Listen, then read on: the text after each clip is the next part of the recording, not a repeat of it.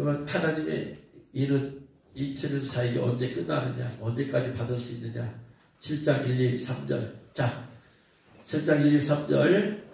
이 일 후에 내가 내 천사가 땅 내 모퉁이에 선 것을 보니 땅에 사방에 바람을 붙잡아 바람으로 하여금 땅이나 바다에나 각종 나무에 불지 못하게 하더라. 또 보면 다른 천사가 살아계신 하나님을 가지고 해 돋는 데로부터 올라와서 땅과 바다를 해롭게 할 권세를 받은 내 천사를 향하여 큰 소리로 외쳐 이르되 우리가 우리 하나님의 종들의 이마에 인치기까지 땅이나 바다나 나무들 해하지 말라. 땅이나 바다나 나무를 해하지 말라. 여기서 해하다라는 말이 헬라어로 아디케오예요. 아디케오. 아디케오란 말은 상하게 하다라는 의미로서 계시록에서는 세상에 대한 심판, 하나님의 심판을 얘기할 때 쓰는 거예요. 아디케오. 세상을 좀 심판하는 하나님이에요. 그래서 여섯 번째 이제 떼어내고 나서 그 다음에 이제 막 천사들이 인치는 사역이 막 나타나는데 인치는 천사들이 뭐라고 하느냐? 7장 2절에 땅과 바다를 해롭게 아디케오 권세를 받은 내 천사 땅과 바다를 상하게 하고 심판을 하게 하는 것이 누구나 하나님인데 누구를 통해서 천사를 통해서 하는 거예요. 근데 우리가 우리가 아직 하지마 심판하지마 우리 하나님의 종들의 이마에 인치기까지 그때까지 땅이나 바다나 나무를 아디케오 해하면 안 돼. 하지마. 아디케오 하지마. 우리가 하나님의 종들의 이마에 인치기까지 땅이나 바다 나무들을 해하면 안 돼. 그러면 이 말은 인치고 나면 그때부터 땅이나 바다나 나무를 해롭게 해. 그래서 하나님의 종들의 이마에 인치는 사건이 끝나고 나면 천사들이 땅이나 바다의 나무를 그때부터 심판한다 이 말이에요. 그럼 땅이나 바다나 나무를 심판할 때가 언젠가 봤더니 성경에서 계시록 8장 7절에서 그렇게 하더라. 계시록 8장 7절에서 같이 읽겠습니다. 첫째 천사가 나팔을 부니 피섞인 우박과 불이 나와서 땅에 쏟아짐에 땅에 3분의 1이 타버리고 땅의 3분의 1 땅이 지금 심판을 받고 3분의 1 수목에 3분의 1도 타버리고 각종 푸른 풀도 타버렸더라. 아까 땅이나 바다나 나무를 해야지 말라고 했어요. 인체까지. 근데 첫 번째 나팔 부니까 땅과 나무들이 지금 해를 입었어요.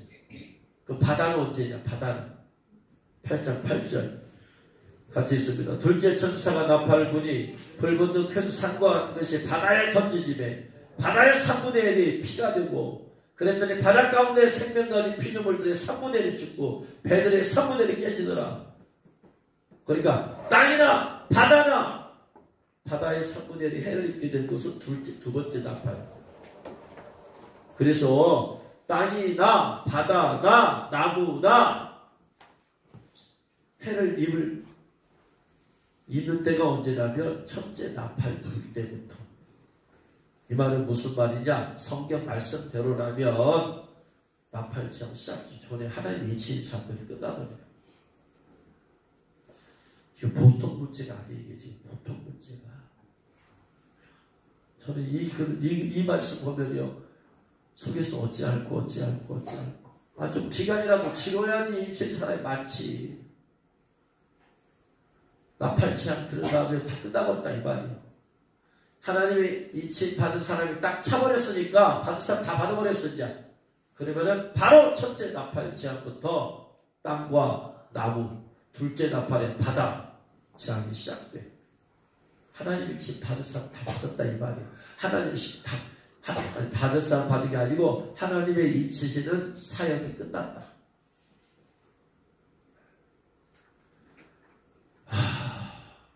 그러니까 시한부야. 시한부 어떻게 보면 지금 어느 때까지 가능하냐? 하나님의 나팔 제한이 언제 시작되느냐? 그 전까지만 받을 수 있다.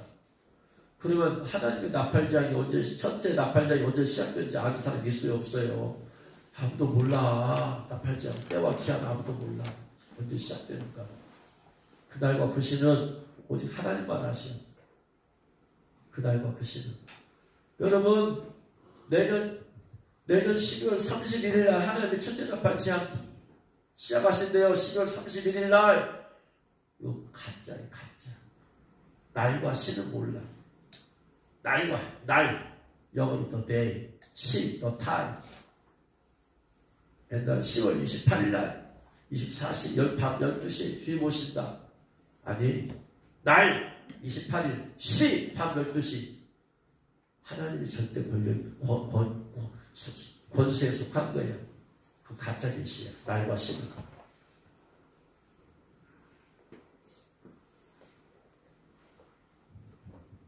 어느 누가 물어도 주님은 날과 시는 말씀하지 않으실 절대로. 그런 거꾸로 말하면 다른 얘기할 수도 있을 수 있어요. 근데 그것도 감히 함부로 말 못해. 난 모르겠어. 아무튼 성경으로는 the day, 날, the time, 몇 시. 그날과 그 시는 아들도 모르고 아버지만 아신다고 그랬어. 예수님도 모르고. 날과 시는. 근데 다른 얘기 했어요. 지금 저번에 말씀드렸어. 6월절 때 돌아가셨고, 무교절 때 무덤에 계셨고, 초실절 때 부활하셨고, 오순절에 성령 강림하셨고, 그러니 나팔절 때 오실 것이다. 나팔절이 양력으로 보니까 9월, 10월이더라. 그래서 아마도 예수님은 9월과 10월 그때쯤 오실 것이다. 월까지는 얘기했어. 근데 거기까지만 딱. 날까지 찾으려고 한 것 자체가 하나님 권위에 도전하는 거예요. 것이다, 이것도 것이다.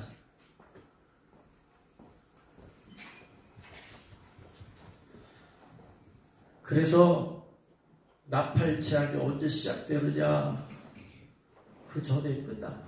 이 끝나면 나팔 제한이 시작되니까 나팔 제한이 언제 시작될 것이냐? 이걸 생각하면 저는 지금 마음이 너무나 조급해. 우리 성도들은 어떻게 해야 되는가? 이런 말씀 모르는 사람들은 그냥 넘어갈 텐데 이거.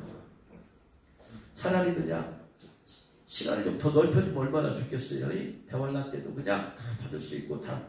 그러면 얼마나 좋겠어. 하나님이 그냥 어쨌든 더 많이 구원받을 수 있으니까 좋지만 말씀으로 봐서는 땅이나 바다나 나무에 해롭게 하기 전까지만 하나님의 일을 받는 사역이 있다라고 말씀적으로 보면 그렇게 되니까.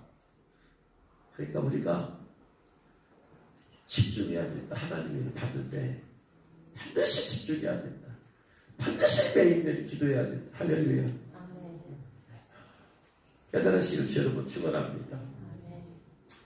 이렇게 말씀드려도 한 개로 듣고 한 개로 듣는 사람은 어떻게 없으면 더 이상 안 되잖아. 알았어요. 그렇게 알았어. 저는 이제 말씀대로만 얘기했으니까. 그래서 어떻게 하면 한 배라도 더 일을 받고, 어떻게 하면 한 배라도 더 신부에 물리고, 어떻게 하면 한 배라도 더 휴거시키고, 한 명이라도 더 전도하는 사람은 어떻게 하면 한 배라도 더 구원할까? 어떻게 하면 한 배라도 더 구원할까? 이거잖아요. 그래서 하나님의 일을 받을 조건은 어디에 나온다? 이게 머릿속에 알고 있어요. 성경 어디에 나온다? 하나님의 일을 받을 조건. 어디 나온다? 계시록 몇 장에 나온다? 14장에 몇 절에 나온다? 4절만 나오는 게 아니고 5절까지 4, 5절에 나와. 4, 5절에 여기까지 써줘요. 머리 4절, 5절 같이 읽겠습니다. 이 사람들은 왜냐하면은 이스라엘에 지금 인바진 사람 14만 4천 얘기하고 있어요. 이 사람들이 보니까 1절부터 보면 자, 읽고 마치겠습니다. 이제 1절부터 보면 내가 보라 어린 양이 시온산에 섰고 그와 함께 14만 4천이 서 있는데 그들의 이마에 어린 양의 이름과 그 아버지의 이름을 쓴 것이 있더라. 이마에 인침을 받았어. 그 인을 받았는데 그러면 인이 뭔가 봤더니 이마에 어린 양의 이름과 아버지의 이름이래. 거기다 썼대. 여기다가 어린 양의 이름은 예수예요.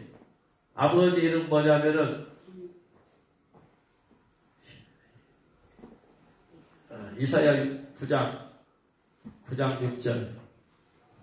6절 아버지 이름이 나와. 이사야 9장 6절에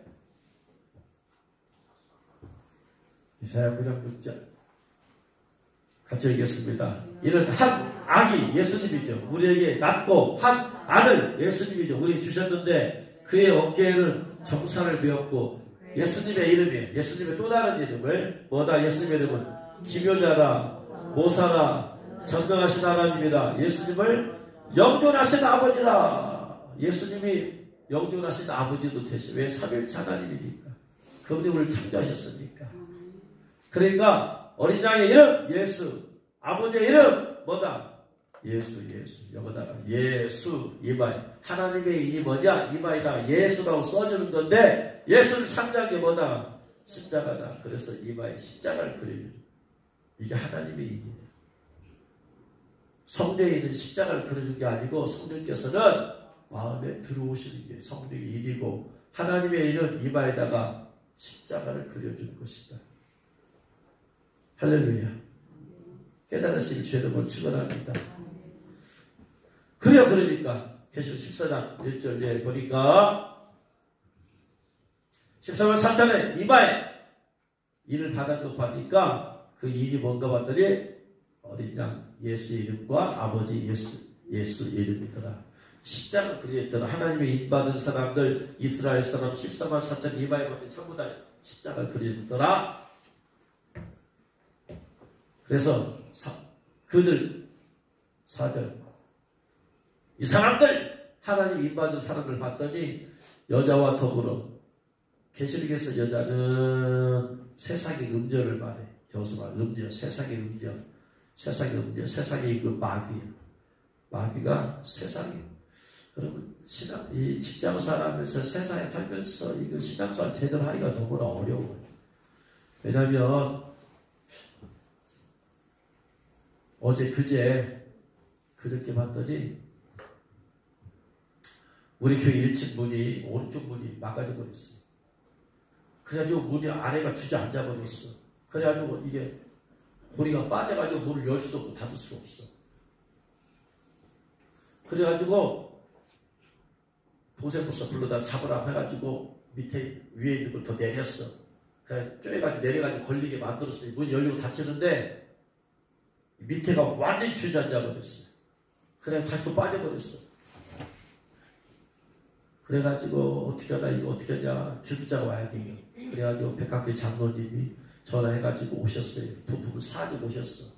그래가지고 오후부터 해가지고 그냥 그거 문 드러내고 봤더니 밑에가 완전히 그냥 녹천지야. 다 드러내고 그리고 나서 그거 막 오후에 그분 오셔서 작업하는데 저는 7시까지. 그래서 저는 그 옆에서 이제 제가 이제 보조하는 거야. 오늘의 마음을 거기다 다 쏟아버리고 7시까지 거기다 쏟아버리고 그리고 나서 이제 신나기도 하려고 이제 마음 좀 추스려고 그러니까 문에다가 정신을 다 쏟아버렸죠. 정신을 문에다 쏟아버렸잖아. 그러니까 마음에서 예수 잊어버린 거예요. 임재가 사라져버린 거예요. 온통 내 마음을 여기다 쏟아버려서 빨리 묶고쳐야 돼 이거. 그리고 나서 회개를 얼마나 했는지 그러면서 내 마음에 왜냐하면 내 마음의 중심이 주님을 향해야 되는데 이 문 고치는 데다가 그냥 정신을 팔려버리니까 그러면서 깨달아지는 게 세상에 사는 사람들이 자기 직장에 일 거기다가 집중하잖아.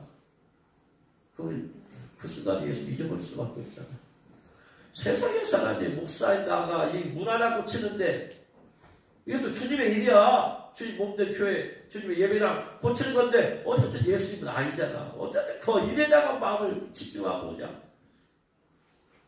하다 보니까 그 시간에는 예수 잊어버리니까 성도들이 세상에 직장생활 하면서 거기다가 마음을 쏟아야 직장 일을 될 거 아니야. 그러면서 어떻게 예수 잊어버리지 않고 어떻게 살 수 있을까? 너무나 신앙생활 이 성도들이 어렵겠다. 여기 와서 은혜 받아서 좀 생각하다가 세상으로 가봐. 집안으로 가봐. 집안에 마음 쏟아버려. 뭐가 좀 어려운 일 있으면 거기다 마음 쏟아버려야 되잖아. 직장에서 내 맡긴 일 마음 쏟아버려야 되잖아. 그거 잊어버려. 주님 잊어버려 마음에서. 그리고 나서 또 이거 회복해야 되잖아. 와서 회복했다가 또 가면 또 잊어버려. 세상에 일을 신경을 안 쓸 수가 없잖아. 놀고 먹을 수가 없잖아. 일을 해야 되니까 손님들 생각해야 되고 환자들 생각해야 되고 그 사람들 막 그 일을 또 생각해야 되고 이 일을 막 행정적 처리해야 되고 잊어버리는 거예요. 일이 더 안 되면 더 집중해야 되잖아. 짧은 시간에 빨리 끝나처럼 더 집중해야 되잖아. 그때는 잊어버릴 수밖에 없구나. 성도들이 이럴 수밖에 없구나. 깨달으면서 얼마나 어려운가. 얼마나 어려운가. 목사가 아무 때나 기도할 수 있고 허심도 기도할 수 있고 그러지만 성도들은 그게 마음대로 안 되잖아. 세상 일을 해야 되니까. 학생들은 공부에다가 그냥 막 쏟아야 되고 마음은 그냥 복음에다 쏟겠지만 해야 될 또 시험이 있다 그러면 시험에다 쏟아야 되고 그 주님 잊어버릴 수밖에 없잖아요. 마음에서. 그죠? 너무나 어려울 것이다. 여러분 너무나 어려워. 주님을 잃어버리지 않다는 게. 네? 세상에서 생활해서 하면 그걸 할 수밖에 없으니까. 빨리빨리 돌아와야 돼. 쏟았다가도 빨리 돌아와서 주님 앞에 와서 빨리 예배 와서 돌리면서 찬양하면서 빨리 씻어내고 회복해야 돼. 그때 또 세상에 가서 또 하다가 또 돌아와야 돼. 기도에 와서 또 막 기도하고 회복해야 돼. 할렐루야. 그래서 세상에 살면서 여러분 직장생활하면서 또 집안일 하면서 이기는 자가 되기라는 게 너무나 어려워. 쉽지 않아요. 그러면서 불구하고 어떻게든 또 주님 말씀대로 살아먹겠다고 애쓰고 힘쓰고 기도하고 그냥 그런 여러분들 여러분 예수님의 이름으로 여러분들 위로합니다. 여러분 위로해요. 목사도 어려운데 평인도도 얼마나 어려울까. 얼마나 고민이 많고 갈등이 많을까. 두 다리 사이에 끼어있잖아 지금. 어쩔 수 끼어있잖아. 세상과 저 주님 사이에. 주님 오시면 나중에는 세상과 완전히 이제 발대어버릴 텐데 그때까지는 우리가 참고 인내하면서 힘써야 된다. 할렐루야. 여러분 힘내시기 바랍니다. 주님 오시면 모든 집 다 벗어버리면 돼. 그때까지는 우리가 싸우러 가야 돼. 그러나 여러분의 마음에 성령의 위로하심이 있기를 주 여러분 축원합니다. 포기하지 마세요. 힘들까? 주님 아시오. 그래도 그 가운데서도 어떻게든 말씀대로 살려고 몸부림치고 어떻게든 하나님의 일을 맡고 신부예복 입어서 내가 첫째 번에 참여하려고 했어야 된다. 그런 것들 주님 보고 계시고 여러분 힘내시기 바랍니다. 포기하지 마시고 계속해서 사세요. 하다 보면 주님께서 성령 부어주셔요. 천사를 보내주세요. 능력을 주세요. 어느 순간 이길 때가 되게 해주세요. 할렐루야. 그래서 여러분 모두가 하나님의 일을 맡고 신부예복을 입어서 첫째 번에 참여할 수 있기를 주 이름으로 축원합니다. 기도하겠습니다.